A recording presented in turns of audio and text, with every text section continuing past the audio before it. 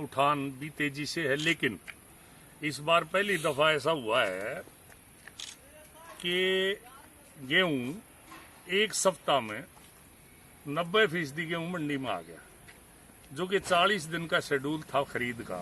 40 दिन की बजाय सारा का सारा गेहूं हफ्ता 8 दिन में मंडी में आ गया। इसलिए जो सरकार को कृषि मंत्री हमारे जेपी दलाल जी और मुख्यमंत्री जी की इस बार मैं इस बात की सराहना करूंगा, बधाई दूंगा कि उन्होंने ये ऐलान जो किया था कि किसान का जो गेहूं है वो वापस नहीं जाएगा।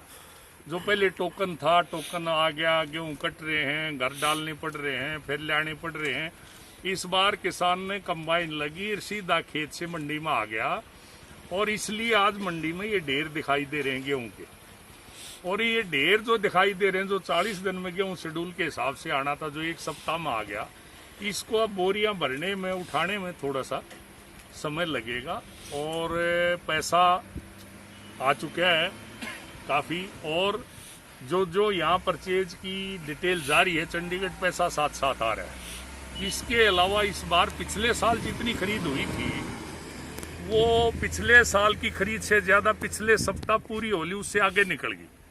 अब जो गेहूं की खरीद हो रही है, पिछले साल से ज़्यादा गेहूं इस बार मंडी में आया, और ज़्यादा गेहूं मंडी में आया। और कोरोना का उफान है, कोरोना का आतंक है, उसके बावजूद सरकार ने कुशल तरीके से, बड़ा साफ सुथरे तरीके से किसान की गेहूं खरीद का जो काम किया, इसके लिए मैं सरकार को बधाई देता हूं। और सरकार को, मुख्यमंत्री मनोहर लाल जी को और कृषि मंत्री जेपी दलाल जी को इस बात की भी बधाई देता हूं। इस बार ये नारा देने की जरूरत है कि वह मनोहर लाल तेरे राज में सिरसम गई काश में। आज जो है सिरसम मंडी में नहीं आई, सारी सिरसम भारी बिक रही है, एमएसपी से ऊपर रेट है। और यही मोदी जी की, मनोहर लाल जी की सरकार की नीति है कि किसान की जो फसल है वो एमएसपी से ऊपर रहे हमेशा, और किसान को भाव ज्यादा मिले। इसीलिए ये सारे प्रयास किए जा रहे हैं, और उन्हीं प्रयासों की कड़ी में आज जो है सरसों के दाम इतनी ऊंचाइयों पर गए। चाहे कपास की खरीद हो, चाहे बाजरे की खरीद हो। पहली दफा हरियाणा प्रदेश की एक ऐसी सरकार है जिसने 8 फसलें खरीद रही है।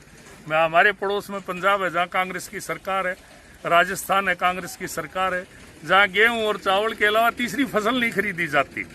यहाँ जो है किसान की हर मामले में, चाहे कृषि यंत्र हैं, कृषि यंत्रों पर बड़ी भारी सब्सिडी है, चाहे सब्जी बीजे कोई, उस पर बड़ी भारी सब्सिडी है, कोई धान नहीं लगाए उस पर बड़ी भारी सब्सिडी है, कोई मछली पालन करे उस पर बड़ी भारी सब्सिडी है।